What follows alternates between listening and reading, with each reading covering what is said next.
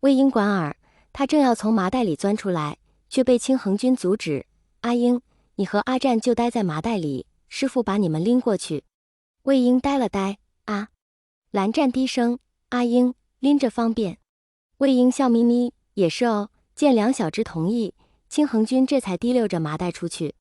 却说蓝氏弟子看到他们家主提溜着麻袋，而且那个麻袋还鼓鼓的，心下再次充满好奇，却也没有多问什么，更没有上前帮助他们家主。然而没见过此场景的弟子忍不住想要上前表现自己，却被同伴拉住，低声提醒，麻袋里装的是家主和蓝先生的宝贝，他们习惯亲力亲为，不习我们插手，懂了没？力求表现的蓝氏弟子连连点头，端着一副我懂了的表情。提溜着麻袋里的两小只来到一间屋子，青恒君放下麻袋，阿英，出来吧。魏婴道了一声是，便从麻袋里钻出来，蓝湛则将小脑袋露在麻袋外面，打量着他父亲带他和魏婴来的屋子，赫然瞪大双眼。魏婴看着牌位上的名字，刚好是他今天才会写的阿爹阿娘名字。阿英。青恒君摸着魏婴脑袋，师父本来想等你长大再告诉你有关你爹娘的事，但今天荆江宗主这么一闹，想必你心中已有猜测，或许你还不懂不在人世的意思，可你父母不管身处哪里，他们最放心不下的就是你，因为他们爱你，心中所愿便是你能平安健康的长大，一生顺遂。指着牌位后面画卷，青恒君道：阿英，那幅画是你师叔画的，画里那对男女就是你的阿爹和阿娘。顿了顿，青恒君柔声：阿英，给你阿爹阿娘上炷香，好好磕个头。不等青恒君说完，魏婴已经跪了下来，他泪流满面看着他爹娘的牌位，心中已经有些明白，他爹娘只怕是再也回不来了，而这两个写他爹娘名字的牌位是他爹娘的灵位。此时蓝湛也明白了何谓不在人世，他默默地在麻袋里跪下，同魏婴一起向魏长泽和藏色散人的灵位及画像磕头，在心里告诉自己以后要好好保护魏婴，不让魏婴受任何人欺负。见魏婴对着他爹娘的灵位一直磕头，青恒君心下一酸：阿英，你阿爹说他看到你了，让你别一个劲的给他和你阿娘磕头，你把额头若是磕红了，他和你阿娘会心疼的。魏婴一听顿时不磕了，他抬起朦胧的泪眼，问青恒君：师父，阿英额头不红吧？青恒君道：有些红。双手捂住额头。魏婴道：师父，阿英把额头遮起来，这样阿爹阿娘就看不到，他们看不到心就不会疼了。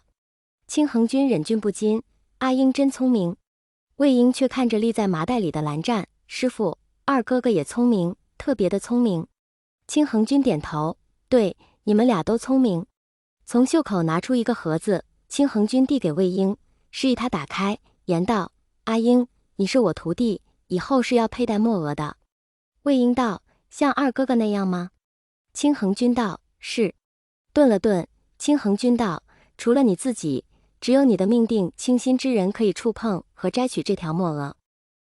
魏婴哦了一声，问道：师父，什么是命定清心之人？青恒君道：命定清心之人就是你看到他时会不由自主的喜欢。闻言，魏婴眼睛一亮：师父，阿英看到二哥哥时就会不由自主的喜欢，二哥哥是不是就是阿英的命定清心之人？青恒君愕然。蓝湛道：父亲，阿战看到阿英也会不由自主的喜欢。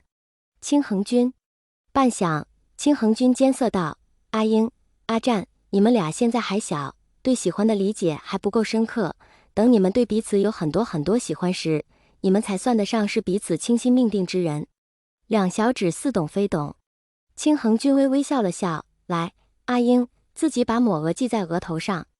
拿起抹额，魏婴在自己额头比划了2下，对青恒君道：师父，阿英可不可以不戴墨额，将墨额交给二哥哥保管？青恒君诧异：为何？魏婴道：二哥哥保管阿英的墨额，这样阿英的墨额就不会被别人碰到了。青恒君，这逻辑乍听之下确实没问题，可见青恒君不说话，魏婴以为他不同意，便扯着他衣袖，小心翼翼地问：师父，二哥哥不能保管阿英的墨额吗？青恒君沉吟：阿英，阿战也不是不可以保管你的墨额，前提条件阿战必须是你的命定倾心之人。后面的话清恒君还没有来得及说出口，就见他小徒弟将墨额放进盒子色倒立在麻袋中小儿子的手里，而他小儿子许是觉得他徒弟将墨额放成了一团，竟把墨额拿出，仔仔细细的折整齐，再放到盒子，又非常宝贝的收到他贴身的乾坤袋里。清恒君也罢，以后的事谁也说不准，或许阿战和阿英就是彼此倾心命定之人。小徒弟既然不想带墨额，那就不带吧，谁若有意见，找他便是。只是清恒君怎么也没想到，第一个找他说魏婴没带墨额的是他弟弟蓝启仁。于是清恒君发挥舌灿莲花，将他弟弟蓝启仁忽悠得一愣一愣的，稀里糊涂的同意了魏婴可以不必佩戴墨额。